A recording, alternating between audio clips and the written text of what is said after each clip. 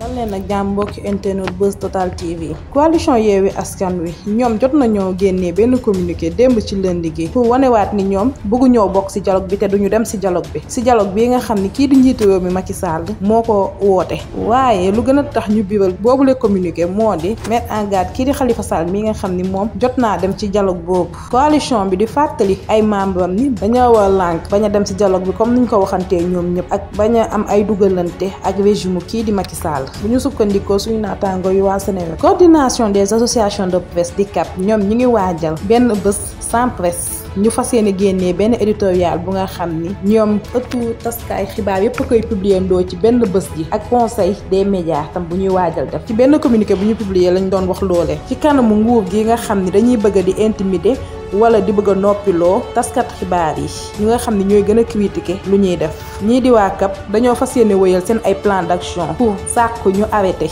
ak yelleef taskat xibaar yi ñuy salfaañe bu ñu sukkandikoo suñu naataango yu waa Sénégal ñii di waa coordination des associations de presse di CAP ñoom tam ñu ngi ñaawlu ba fu ñaawlu yem signalu Walf bii nii ñu coupé te ku ko def du kenn ku dul ministre de la communication des télécommunications et de l'économie numérique ak tamit di condamner fermement taskat xibaar yi ñuy jàpp di leen tëj prison di yëgal nguur Sénégal gi ni ligne rouge bi jot nañ kaa jéggi